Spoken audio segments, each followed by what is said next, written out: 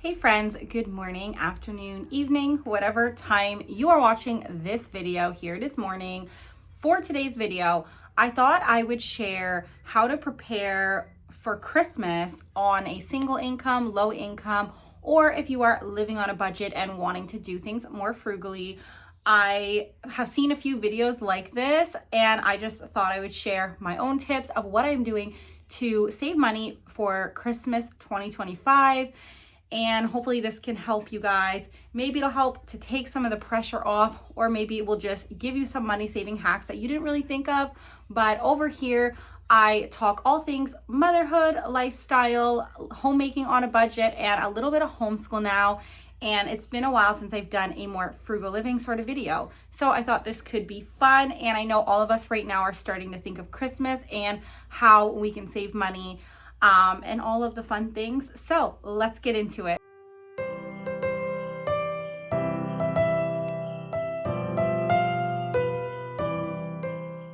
So the first thing I am doing to prepare for Christmas 2025 on a budget is I've already gone ahead and decluttered the house and declutter the toys and the clothing. This is a really good idea because it gives you an idea of what your kids actually use through the year. A lot of toys, I feel like for most families, are purchased for Christmas, or items are purchased for Christmas. And so you can kind of get a feel for, well, they didn't really like that. I'm not going to bother with a similar toy this year or activity this year because they really didn't buy it and it was a waste of money.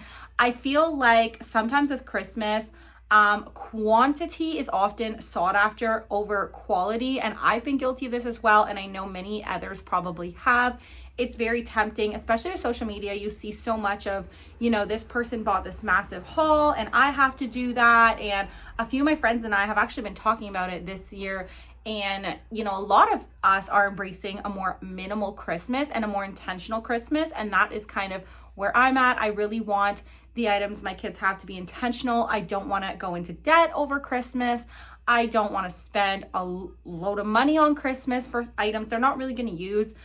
So yeah, decluttering is definitely the first step, I think, in that, just because you can get an idea of what kind of things they might actually like versus what kind of things you bought in the past that didn't really work out. So the next thing I'm doing to have a more intentional Christmas on a budget, I am going to be purchasing the kids probably only 1 to 3 Christmas presents.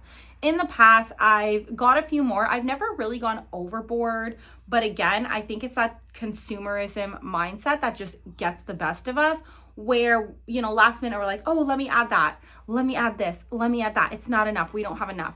I don't want to be a partaker in that kind of mentality. And I also don't want to teach my kids that the meaning of Christmas is how much you receive, because that is just not a good perspective to bring in any area of our lives, and especially as Christians. And so I want my children to learn gratitude with what they receive and also to be content. I will say it's a really it's a benefit to me to be homeschooling this year, because I have noticed, when the kids go to school, everyone talks about what they got for Christmas. I'm really glad my kids don't necessarily have that same pressure this year, and they're not going to be exposed to, well, this person got 10 gifts and I only got 1, so they're more special or something. I do feel like, children are a little younger, obviously. They're not as mature in their thinking as adults. And so it just can be it can be a stumbling block to them. And so I'm just glad my kids don't have that pressure this year. But regardless if your kids are in school and have friends who talk about these things, it is still good to remind our children to be content with what we have. And also, like I said before, sometimes the quantity of gifts is not necessarily always the best idea, because a lot of times kids don't even enjoy all of those items, and then you've just wasted a lot of money to keep up with the Jones.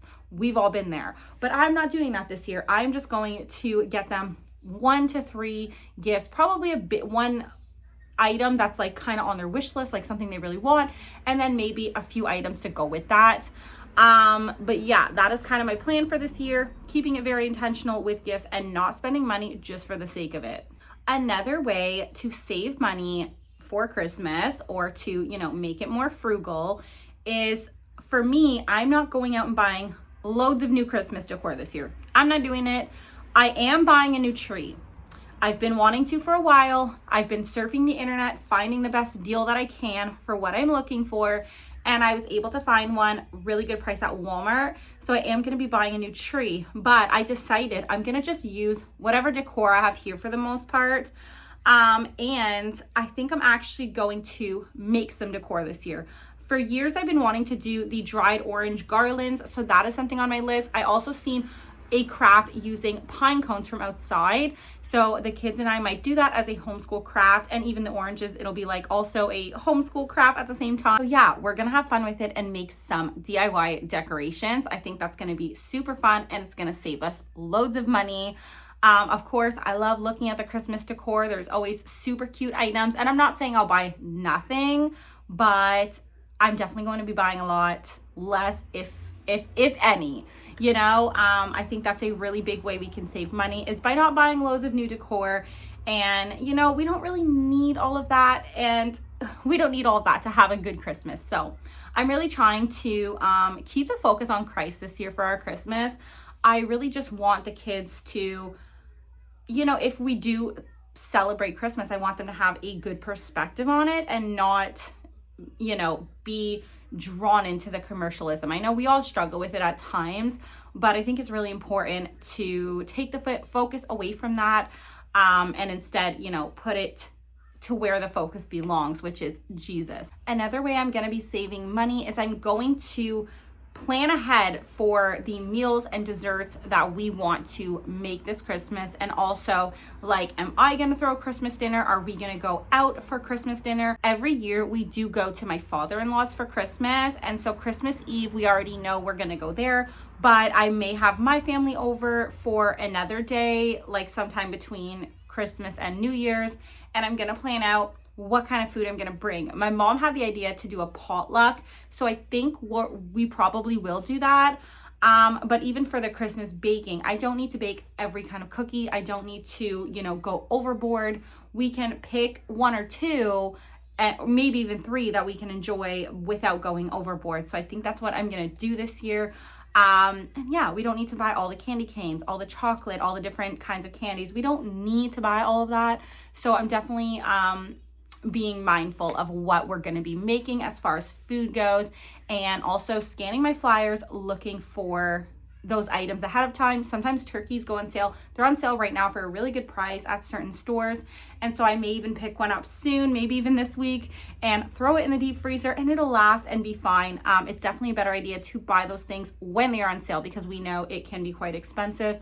Obviously there's certain things we can't buy ahead of time, like produce, but there are definitely some things we can buy ahead of time so that we won't be so overwhelmed with the cost and even just the last minute shopping when Christmas finally comes. The next way I'm saving money for Christmas is I'm going to be very intentional about what traditions we are going to do this year. So we've in the past wanted to do all of the things. We have here like a lights festival that's like out of town. It does cost quite a bit. And so that festival, I'm deciding I'm not even going to this year because one, it's really cold when it's taking place. Most of the time it can be very like muddy and snowy, and I just am not into that. So as an alternative, my husband and I were saying, let's get a nice little Christmas drink with the kids and drive around and look at Christmas lights. Why not? It's actually free, except the drinks, which will probably come up to like $10. But yeah, it's definitely a better price than like, I think it's 20 something dollars a ticket for this other festival. And we probably would be miserable the whole time. So we're not going to be doing that. So just being very intentional about what kind of traditions you are doing with your family can save you a lot of money.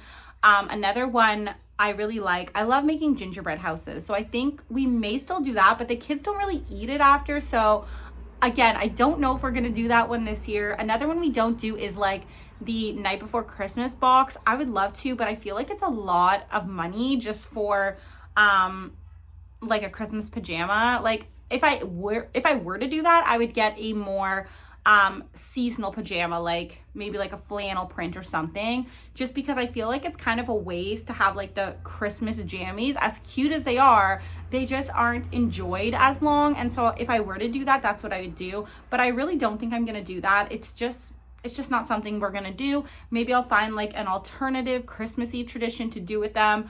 But yeah, I'm not going to be doing that. I'm also not doing the $40, $50 advent calendars. I love them, but one of my children, I know they wouldn't like any of them, so I'm not just going to do it for two of them and then not the other one.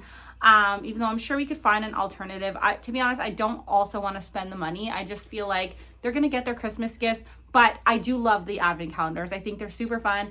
And if your kids love them, like I have a good friend, her kids really like it, so she does it, and I think it's super fun.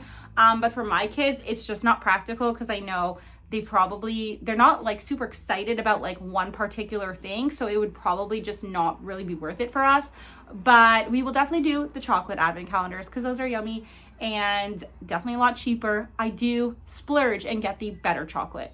I do get the good chocolates. I don't get the dollar store ones, there's nothing wrong with that, but I do like to get them the good chocolates because I don't do the toy ones. So that is one tradition we are going to do, but just be very intentional about what kind of traditions your family is actually going to enjoy rather than just trying to do it all. We don't want to be burned out, and we see that a lot, like parents burned out because of Christmas, but I think also we can control what we're taking on to, not get to that state. So my last tip for today's video for how to do Christmas on a budget would be to start shopping now or even before now. But for me, I'm starting now because I always intend to start in like September or sooner, and I never do. So, which is fine. I feel like my kids' interests, they just change too quickly for me to do that. So if you can start shopping a little earlier, do that. But for me, it's just not practical because they just change interest quickly.